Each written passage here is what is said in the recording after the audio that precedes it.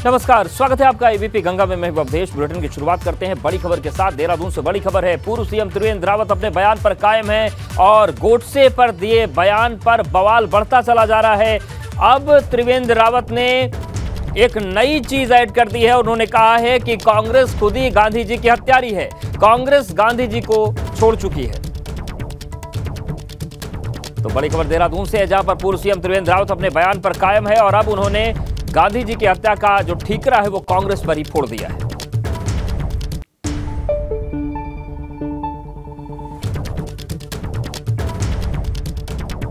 आजादी के दिन ही उन्होंने गांधी जी की हत्या कर दी थी, जब गांधी जी ने कहा था कि कांग्रेस को अब विसर्जित कर देना चाहिए। देश की आज़ादी के बाद ही, या मैं कहूँ आज़ादी के दिन ही उन्होंने गांधी जी की हत्या कर दी थी, जब गांधी जी ने कहा था कि कांग्रेस को अब विसर्जित कर देना चाहिए। और त्रिवेंद्र रावत के बयान पर आज कांग्रेस का प्रदर्शन हो रहा है। त्रिवेंद्र रावत के घर का घेराव कर रहे हैं कांग्रेस के कार्यकर्ता। त्रिवेंद्र रावत ने गोडसे को देशभक्त बताया था। कांग्रेस त्रिवेंद्र को पार्टी से निकालने की मांग कर रही है। यूथ कांग्रेस ने त्रिवेंद्र रावत के खिलाफ मोर्चा खोल दिया है। तो राजनीति अब बेहद गर्म हो चुकी है। गोडसे और त्रिवेंद्र रावत के बयान को लेकर आज कांग्रेस प्रदर्शन कर रही है त्रिवेंद्र रावत के बयान के खिलाफ, और त्रिवेंद्र रावत के घर का घेराव कर रहे हैं कांग्रेस कार्यकर्ता। त्रिवेंद्र रावत ने गोडसे को देशभक्त बताया था और अब कांग्रेस पार्टी जो है वो त्रिवेंद्र को पार्टी से निकालने की मांग कर रही है। यूथ कांग्रेस ने त्रिवेंद्र रावत के खिलाफ मोर्चा खोल दिया है। तो देखिए, आपको तस्वीर में हम आपको दिखा रहे हैं। कांग्रेस मुखर हो गई है। लगातार राजनीतिक बयानबाजियों का जो दौर चल रहा था, अब वो प्रदर्शन के रूप में सामने आ रहा है। और पूर्व सीएम त्रिवेंद्र रावत के आवास पर समर्थकों की भी भारी भीड़ जुटी हुई है। कांग्रेस के विरोध के बीच समर्थकों ने भी मोर्चा संभाल लिया है। यूपी में गोडसे पर दिए बयान के बाद उत्तराखंड में सियासत गर्मा गई। आज त्रिवेंद्र रावत के बयान के खिलाफ कांग्रेस विरोध कर रही है। यूथ कांग्रेस के कार्यकर्ता उनके आवास के बाहर पहुंचे हैं, लेकिन अब उतनी ही बड़ी संख्या में त्रिवेंद्र रावत के जो समर्थक हैं वो भी पहुंच गए हैं और त्रिवेंद्र रावत के समर्थकों ने भी उनके पक्ष में नारेबाजी शुरू कर दी है। तो यहां पर टकराव की स्थिति भी बन सकती है, क्योंकि एक तरफ यूथ कांग्रेस है, वहीं दूसरी तरफ त्रिवेंद्र रावत के जो समर्थक हैं वो भी उनके आवास पर जुटने लगे हैं और उनके बयान का पूरा समर्थन कर रहे हैं। रवि हमारे साथ जुड़ गए। रवि, जिस तरीके से हालात बने गोडसे को लेकर, आज क्या हो रहा है, क्या घटनाक्रम है सियासी देहरादून में? बिल्कुल अवधेश, देखिए, क्योंकि विधानसभा के पास तमाम जो यूथ कांग्रेस है उसके कार्यकर्ता जुटे और उन्होंने यहाँ पर पूरी तरीके से यहाँ पर रोड को बंद कर दिया था, लेकिन वो आगे जाना चाह रहे थे, लेकिन पुलिस ने बैरिकेड लगा दी और उसके बाद उनको यहाँ से आगे नहीं जाने दिया।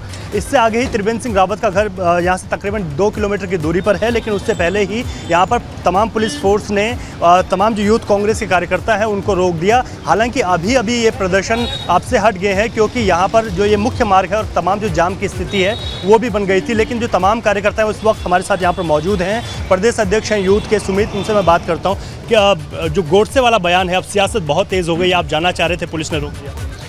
देखिए, बिल्कुल ये गांधी का देश है और अगर गांधी के हत्यारों की अगर तारीफ की जाती है, उन्हें देशभक्त बताया जाता है, तो ये पूरे देश का अपमान है, देश के हर नागरिक का अपमान है और तो और जो स्वतंत्रता संग्राम आंदोलन के जो हमारे नायक हैं उनका अपमान है। इस अपमान को कांग्रेस के लोग, यूथ कांग्रेस के लोग कभी बर्दाश्त नहीं करेंगे। और ये गांधी का देश है, इसमें गॉडसे और गॉडसे को मानने वालों के लिए मुझे लगता है कि कोई स्थान नहीं है उस विचार के लिए। और वर्तमान में भारतीय जनता पार्टी के लोगों ने एक ट्रेंड बना रखा है गॉडसे को देशभक्त बता के उसका महिमा मंडन करने का। लेकिन त्रिवेंद्र रावत तो कह रहे हैं कि एक बार इतिहास पढ़ ले कांग्रेस और उसके बाद जाने, यानी कि अपने बयान पर तो कायम है। ये बड़ी शर्मनाक बात है कि जिन नायकों ने देश को आज़ाद कराया और आज़ाद देश की सत्ता संभालने वाली राजनीतिक दल आज उस आज़ादी के नायकों का अपमान कर रही है, तो मुझे लगता है कि इतिहास का अध्ययन करने की जिम्मेदारी भारतीय जनता पार्टी के वरिष्ठ नेताओं को है। पूर्व सीएम ये भी कह रहे हैं कि कांग्रेस को इतिहास पढ़ना चाहिए। कांग्रेस ने तो इतिहास में बहुत बड़े काम किए हैं, इतिहास तो पढ़ना ये भाजपा वालों को चाहिए, इन्होंने आज तक इतिहास ही नहीं पढ़ा। अच्छा, त्रिवेंद्र रावत के आवास पर हमने देखा, वहाँ पर तमाम कार्यकर्ता हैं, उनका तो स्वागत हो रहा है यूपी से आने के बाद। देखिए, ऐसा है, वर्तमान में उनका एक ट्रेंड है। आप बताइए, मैं आपको एक दो घटनाएं कोट करना चाहता हूँ। साध्वी प्रज्ञा ने बयान दिया, गॉडसे की तारीफ करी और प्रधानमंत्री जी का बयान आया कि मैं मन से उन्हें कभी माफ़ नहीं कर पाऊंगा। एक तरफ पूरी दुनिया में भारतीय जनता पार्टी के नेता जाते हैं और राजनीतिक मजबूरी के चलते गांधी जी के आगे शीश झुकाने का काम करते हैं, और दूसरी तरफ देश में जब बात होती है तो गॉडसे का महिमामंडन करने का काम ये करते हैं। लड़ाई यहीं खत्म हो जाएगी या आगे बढ़ेगी? बिल्कुल आगे बढ़ेगी। जब जब गोडसे को देशभक्त बताया जाएगा तब तक उसका पुरजोर विरोध कराया जाएगा। गोडसे भारत आज़ाद देश का सबसे पहला देश विरोधी है जिसने राष्ट्रपिता महात्मा गांधी की हत्या करी। बिल्कुल, ये चाहे रवि कोई भी एक व्यक्ति चीज और हो, जानना चाहते वो हैं जिस कि मंच से त्रिवेंद्र रावत गोडसे कह रहे हैं कि हत्या दरअसल गोडसे ने नहीं, हमेशा कांग्रेस ने की थी गांधी जी की, क्योंकि जब गांधी जी ने कहा था कि कांग्रेस को अब विसर्जित करिए, खत्म करिए, तब ये लोग उनकी बात माने नहीं। बिल्कुल बिल्कुल अवधेश, देखिए त्रिवेंद्र सिंह रावत ने जो बयान दिया है, उन्होंने गोडसे वाले बयान के बाद ये साफ तौर पर ये चीज़ें कही हैं कि कांग्रेस ही खुद हत्यारी है और वही वजह है कि लगातार कांग्रेस हमलावर है। त्रिवेंद्र रावत अभी उन्होंने अपने बयान में कहा कि गांधी जी ने कहा था कि कांग्रेस को ख़त्म कर दीजिए। गांधी जी ने जितने जो सिद्धांत दिए, चाहे वो खादी से लेकर हो तमाम, वो कांग्रेस अनुसरण ही नहीं करती, तो कांग्रेस को अधिकार ही नहीं है कि गांधी जी के लिए कुछ कहा जाए। ऐसा है, ये एक मजाकपूर्ण और मुझे लगता है मजाकिया बात ये लोग कर रहे हैं। कांग्रेस सत्य और अहिंसा के मार्ग पर, गांधी जी के मार्ग पर चलने का काम इस देश में किसने किया? इस देश में हिंदू मुस्लिम सिख ईसाई आपस में भाई भाई सबको एकजुट रखने का काम किसने किया इस देश में? क्या ये गांधी का विचार नहीं है? और अगर वो बहुत बड़े गांधीवादी अपने आप को बताते हैं तो उनको शर्म नहीं आती गॉडसे का महिमामंडन करते हुए, उसको देशभक्त बताते हुए? मैं पूछना चाहता हूँ कि अगर गॉडसे देशभक्त था तो गांधी क्या थे? क्या गांधी जी का कोई योगदान नहीं है इस देश में? गांधी जी ने देश के साथ पूरी दुनिया को राह दिखाने का काम किया और आज उन्हीं की लड़ी हुई लड़ाई की वजह से देश आज़ाद हुआ। और आज देश की सत्ता में जो लोग बैठे हैं उनको मुझे लगता है कि ये बहुत बड़ा देश के सम्मान पर प्रश्न चिन्ह लगाने का काम देश की सत्ता कर रही है और उन्हें शर्म आनी चाहिए। जो देश के जो आतंकवादी हैं, गॉडसे को आतंकवादी की श्रेणी का व्यक्ति है गॉडसे। गॉडसे ने राष्ट्रपिता की हत्या के बाद उनको ट्रायल होकर उनको कन्विक्ट किया गया, उनको फांसी दी गई और आज एक अपराधी को जिसने एक राष्ट्रपिता की हत्या करी उसको महिमामंडित कर रहे हैं। और दूसरी तरफ से उल्टा सीधा ज्ञान, जो व्हाट्सएप यूनिवर्सिटी का ज्ञान, जो आरएसएस और भारतीय जनता पार्टी के पास बहुत सारा ज्ञान है जो लोगों में बांटते हैं ये लोग। मुझे लगता है कि भारतीय जनता पार्टी के वरिष्ठ नेता भी व्हाट्सएप यूनिवर्सिटी से पढ़कर ज्ञान देने का काम मामला है अब टकराव के सीमा तक पहुंच गया है और बिल्कुल ये मामला आगे बढ़ेगा भी। शुक्रिया रवि आपका जानकारी के लिए, अपडेट्स के लिए और तस्वीरें दिखाने के लिए। वहीं उत्तरकाशी में नाबालिग छात्रा को भगाने का मामला तूल पकड़ता जा रहा है। दरअसल मामला विशेष समुदाय के लोगों से जुड़ा हुआ है। इसके बाद से यहां पर लव जिहाद की चिंगारी बढ़ रही है। बीती 26 मई को पुरोला में नाबालिग छात्रा को भगाने के आरोप में 2 मुस्लिम युवकों को पुलिस ने गिरफ्तार किया था। दोनों को न्यायिक हिरासत में भेज दिया गया। 15 जून को पुरोला में हिंदू संगठनों ने महापंचायत बुलाई है। तो नाबालिग छात्रा को भगाने के मामले में अब ये मसला तूल पकड़ रहा है। मामला विशेष समुदाय के लोगों से जुड़ा हुआ है, जिसके बाद यहां पर लव जिहाद की चिंगारी भड़क रही है। लोग उसका विरोध कर रहे हैं और इसको लेकर महापंचायत में बुलाई गई है।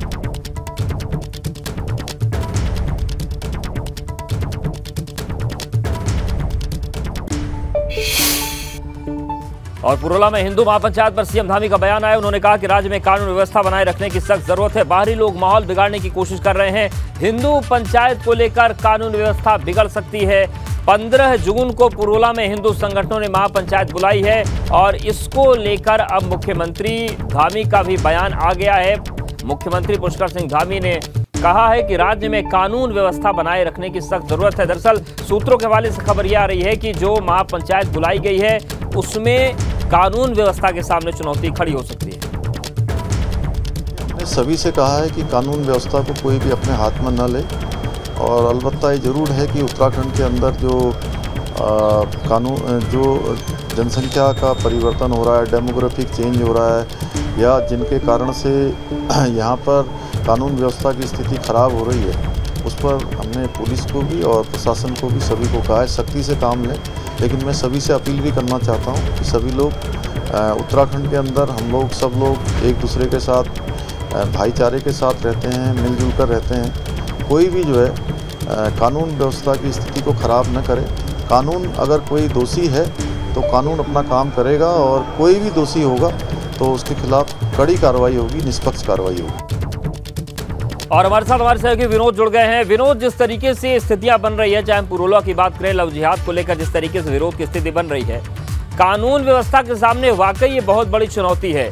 क्या कुछ विशेष दिशा निर्देश दिए गए हैं और निपटेंगे कैसे ऐसे लोगों से जिनकी वजह से ये पूरे कांड उत्तराखंड में फैल रहे हैं?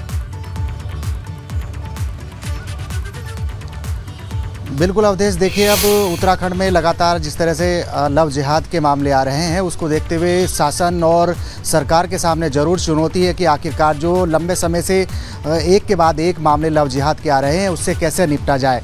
अभी अगर पुरोला की बात करें तो पुरोला ही नहीं बल्कि कई ऐसे क्षेत्र हैं जहां पर लव जिहाद के मामले सामने आए हैं और करीब 12 से 15 दिनों के बीच में 7 मामले लव जिहाद के आ चुके हैं। लेकिन उसके देखते हुए 15 जून को एक बड़ी महापंचायत पुरोला में होगी, उत्तरकाशी के पुरोला में होने जा रही है। लेकिन साफ तौर पर मुख्यमंत्री पुष्कर सिंह धामी ने ये दिशा निर्देश दिए हैं कि लॉ एंड ऑर्डर की सिचुएशन बिल्कुल ख़राब ना हो, उसको देखते हुए तमाम अधिकारियों को दिशा निर्देश दिए गए हैं। पुरोला हो, हरिद्वार हो, विकास नगर हो, प्रेम नगर हो, तमाम क्षेत्रों में गोचर हो, ये तमाम ऐसे क्षेत्र हैं जहां पर लव जिहाद के मामले सामने आए हैं। उसमें दोषियों के खिलाफ कार्रवाई करने के निर्देश दिए गए हैं। पूरी तरह से एक बवाल की स्थिति उत्तराखंड के अलग अलग क्षेत्रों में देखने को मिल रही है और ऐसे में जब 15 जून को हिंदू महापंचायत होगी उसके चलते जिस तरह से बड़ी संख्या में जो हिंदू संगठन हैं उनके प्रतिनिधि आएंगे और साफ तौर पर जाति विशेष समुदाय के लोगों को वहाँ से खदेड़ने की बात सामने आ रही है, चाहे उसमें छोटे व्यापारी हो या रोजमर्रा के काम करने वाले लोग हों।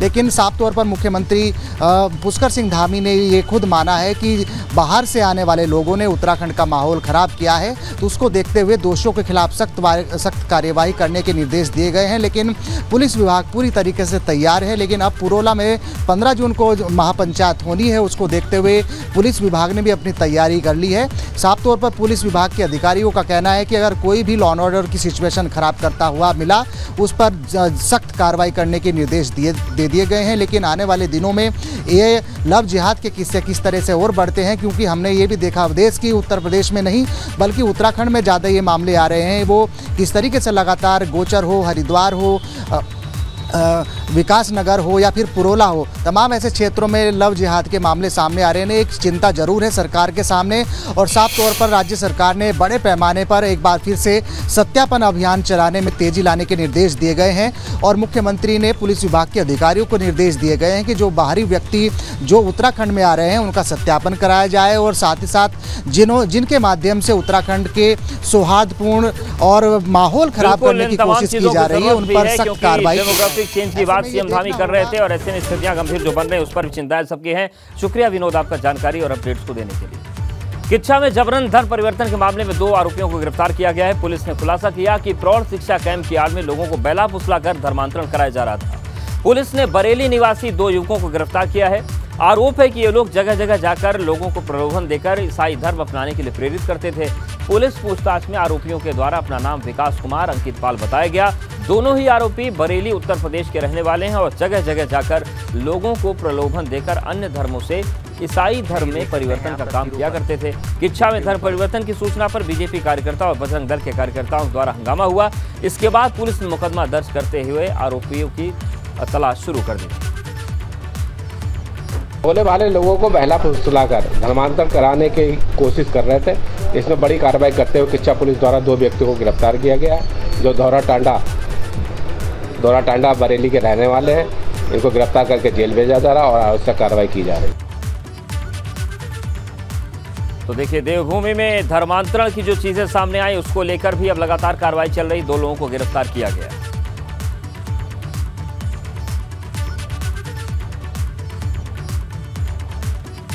केदारनाथ धाम में स्थानीय लोगों ने सरकार के खिलाफ आंदोलन की शुरुआत कर दी है। पैदल मार्ग पर रोजगार कर रहे स्थानीय लोगों ने प्रदर्शन किया। बार बार पंजीकरण रोके जाने और शाम 7 बजे के बाद यात्रियों को गौरी कुंड भेजे जाने से यात्रियों में रोष है। पैदल मार्ग पर स्थानीय लोगों ने जाम लगा दिया। हालांकि पुलिस के समझाने के बाद स्थानीय लोगों ने जाम खोला। यात्रियों का आरोप है कि मौसम साफ होने की वजह से के बाद भी यात्रियों को केदारनाथ नहीं भेजा जा रहा, जिसकी वजह से उनका रोजगार प्रभावित हो रहा है। तो लगातार 4 धाम में नए रिकॉर्ड बन रहे हैं, लेकिन जो रजिस्ट्रेशन बार बार रोका जा रहा है इसके बाद स्थानीय लोगों में आक्रोश है। उनका कहना है कि मौसम अच्छा होने के बावजूद लोगों को नहीं भेजा जाता, ऐसे में उनका व्यापार चौपट हो रहा है।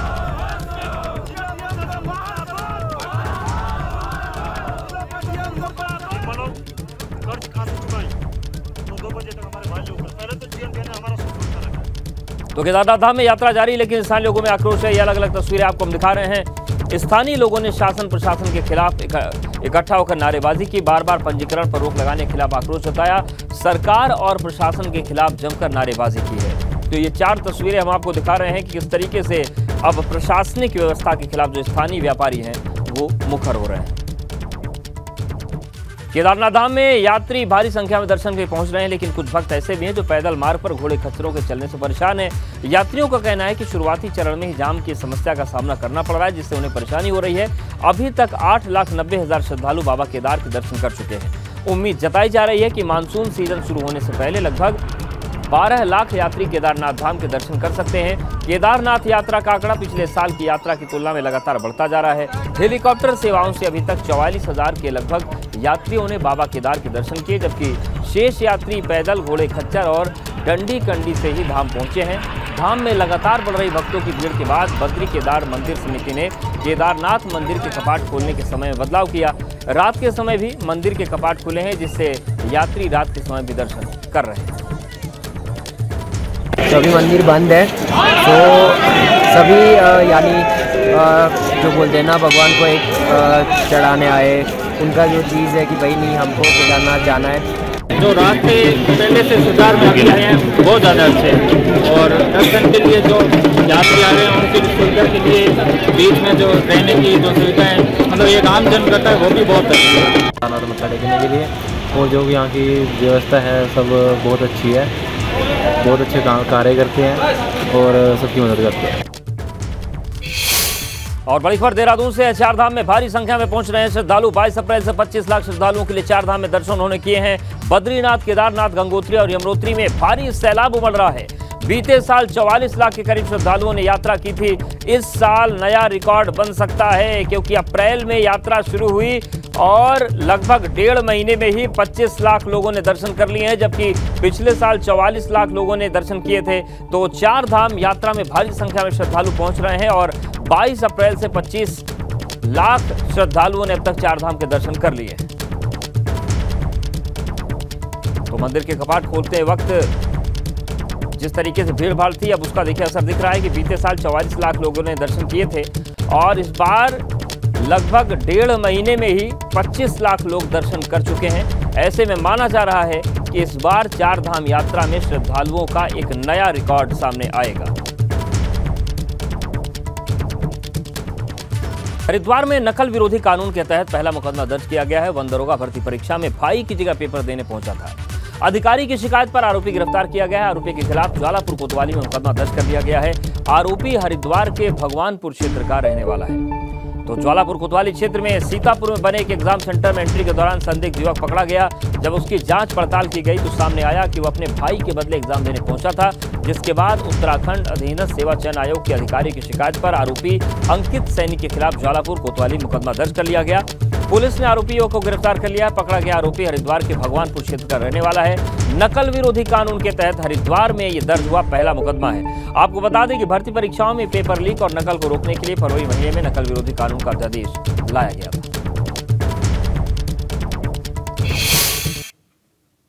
प्रतियोगी परीक्षा भर्ती में अनुचित साधनों की रोकथाम और निवारण के अंतर्गत पंजीकृत किया गया है। छात्र से पूछताछ की जा रही है, इसके बाद ही इस पर समस्त जानकारी हो पाएगी। लेकिन यह कठोर कानून जो अभी नकल अध्यादेश के रूप में अभी लाया गया था, इससे जो है इस तरह के जो अभियुक्त हैं या इस तरह के जो परीक्षार्थी हैं जो नकल करते हैं या नकल करते पाए जाते हैं या साथ ही साथ ऐसे कोई गैंग से जुड़े होंगे तो उसे कठोर से कठोर सजा का प्रावधान है और इसके तहत मुकदमा पंजीकृत। आयुर्वेदिक विश्वविद्यालय में भर्तियों पर विजिलेंस का शिकंजा। चिकित्सा अधिकारियों की परीक्षा जोड़े मांगे दस्तावेज। 2018 में चिकित्सा अधिकारियों की परीक्षा हुई थी। एक ही गाइड से दिया गया था पेपर और 22 घंटे के बाद परिणाम आया था।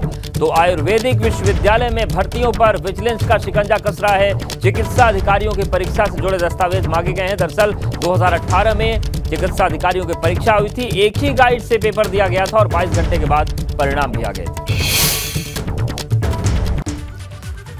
और वहीं मसूरी देहरादून मार्ग पर कार आग का गोला बन गई। कार में सवार लोगों की बाल बाल जान बची। कार में 3 महिला और 2 बच्चे, 2 पुरुष बाल बाल बच गए। कड़ी मशक्कत के बाद आग पर काबू पाया गया। मसूरी से वापस सहारनपुर ये परिवार लौट रहा था, उसी वक्त कार में आग लग गई।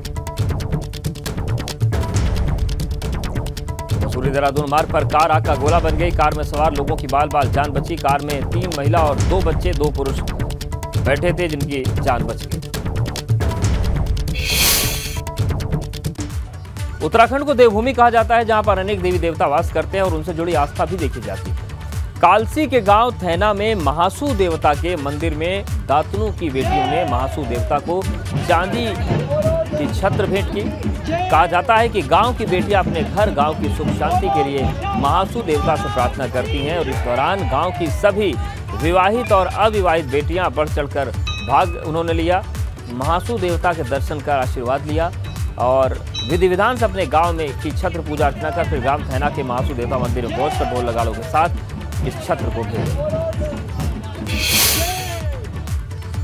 यूपी के सीएम योगी को चारधाम यात्रा का निमंत्रण दिया गया है। बद्री केदार मंदिर समिति के अध्यक्ष ने निमंत्रण भेजा है।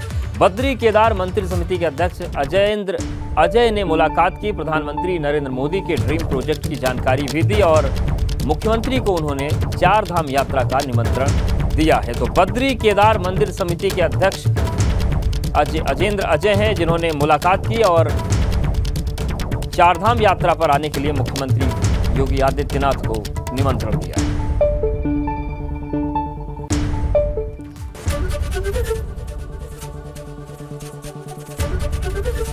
एबीपी गंगा, खबर आपकी, जुबान आपकी।